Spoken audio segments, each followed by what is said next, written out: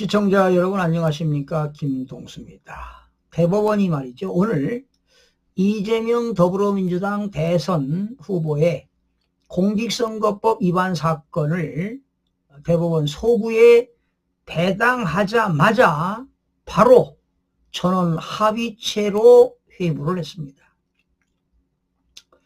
조희대 대법원장이 이례적으로 신속한 회부 결정을 낸 것으로 보이는데요.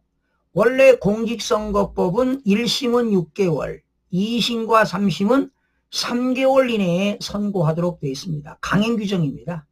그래서 공직선거법은 원래 633 원칙을 준수하라고 되어 있는데요. 지난 2심에서 3월 26일 날 이재명 대표가 무죄 선고를 받았어요. 고등법원에서. 그렇다면 3심은 6월 26일까지 판결을 하도록 되어 있습니다. 사실은 공직선거법 1심 판결하는데 22개월이 걸렸습니다. 22개월. 엄청나게 오래 걸렸죠. 자, 그런데 이 대법원 내규는 말이죠. 중대한 공공의 이해관계와 관련되거나 또 국민들로부터 관심사가 높은 그런 사건은 대법원에서 전원 합의체로 심리할 수 있도록 정하고 있습니다. 그래서 이번 이재명 사건은요, 지금 6월 3일 날 조기선거가 있기 때문에 이재명 대표의 그 피선거권 여부가 중대한 사안이 아닐 수가 없습니다. 지금 원래 대법원에서 벌금 100만 원 이상만 나오게 되면, 유죄 판결이 되게 되면 국회의원직도 상실되지만 피선거권 5년 박탈당합니다. 그러나 징역형이 나오면은요, 무려 10년간 박탈당합니다. 여러분, 이재명 후보는 지난 2021년 20대 대선 당시에요, 고 김문기 성남도시개발공사 1차장하고 모른다고 했잖아요. 그런데 호주에 가서 골프도 치지 않았나요? 그런데 같이 여행 갔던 사람들의 그 사진이 있는데, 골프 친 사람들을 확대해서, 제출했는데, 증거로 제출했는데, 확대했다고 말이죠. 거짓으로 증언했다고 말이죠. 이런 얘기가 나오는데, 참 기가 찹니다. 그리고 성남 백현동 한국식품연구원 부지 용도 변경했잖아요. 4단계인가 5단계인가 했는데, 특혜 의혹과 관련해서 허위사실 공표 혐의로 재판에 넘겨졌습니다. 여러분 알다시피 지난 11월에 1심에서는 1년 징역에 2년 집행유예가 나왔고요. 2심 고등법원에서는 무죄로 나왔어요. 그러니 무죄 나왔으니까 이재명이는 대법원에 상고를 할 수가 없잖아요. 그래서 무죄가 나와서 검찰이 그 다음날 상고를 신청했지요. 그리고 상고 이유서도 제출했습니다. 그래서 상고 이유서 제출한 거를 어제죠. 어제 이재명 대표가 상고 이유에 대한 답변서를 제출했단 말이죠. 그런데 지금 이 무죄로 판결된 것이 지금 논쟁이 치열한데요. 정치적으로 불확실성을 최소화하고요, 어떤 법적 안정성을 지키기 위해서는 대법원이 신속한 판단을 할 수밖에 없는 절실한 상황입니다. 원래는 6월 26일 전까지 판결하면 되는데, 법적으로 하면은, 근데 6월 3일이 대선이란 말이죠. 그리고 5월 12일 날 대선 후보 등록일이거든요.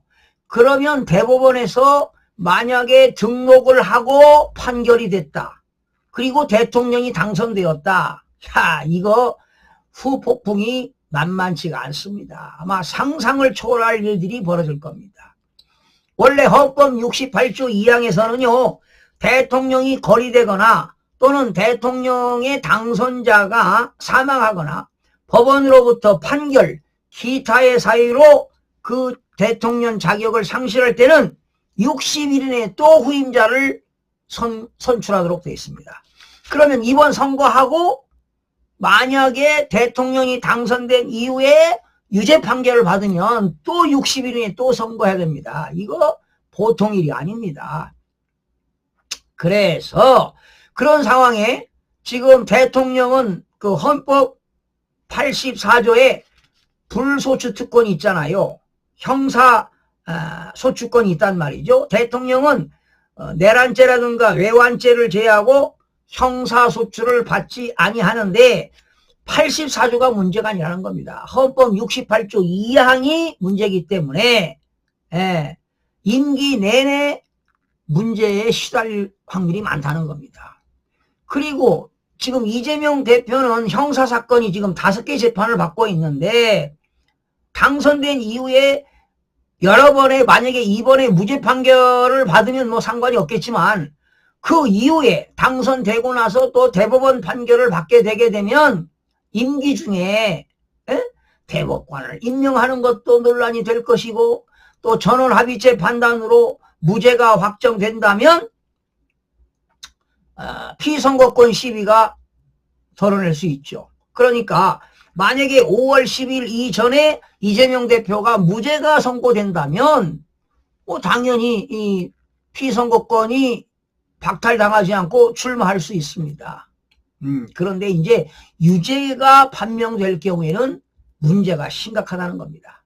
정치적 파장이 거셀 수밖에 없습니다. 자, 그렇다면 정치적인 고려가 없어야 돼요. 그리고 대법관들은 정말 독립적이고 공정한 판단을 해야 할 것으로 보입니다. 우리나라 헌법 103조는 뭡니까? 법관은 헌법과 법률에 의하여 양심에 따라서 독립하여 심판하도록 되어 있습니다.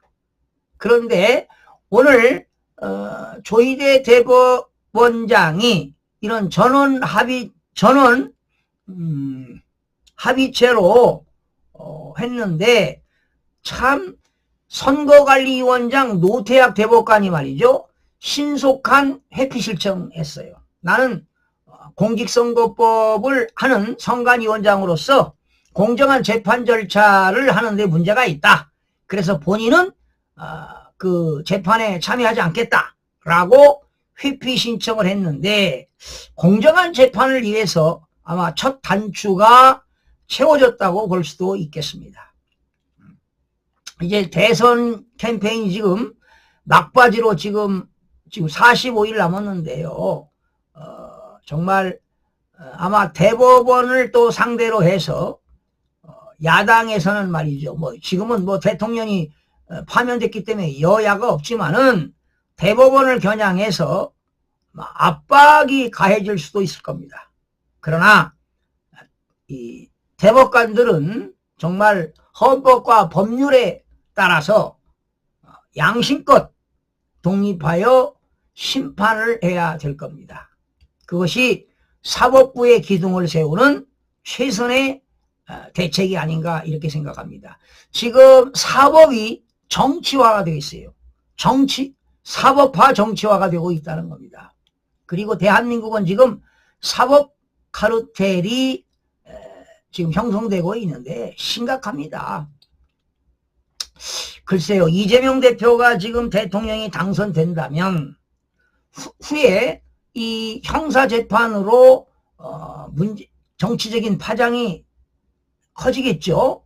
그러나 이런 사람이 대통령이 당선된다면 지금 정과 사법 아닙니까? 그리고 형사재판 5건이 남아있는데 당선된 이후에도 형사사건으로 정말 문제가 심각해질 것입니다. 아마 후폭풍이 상상을 초월할 겁니다.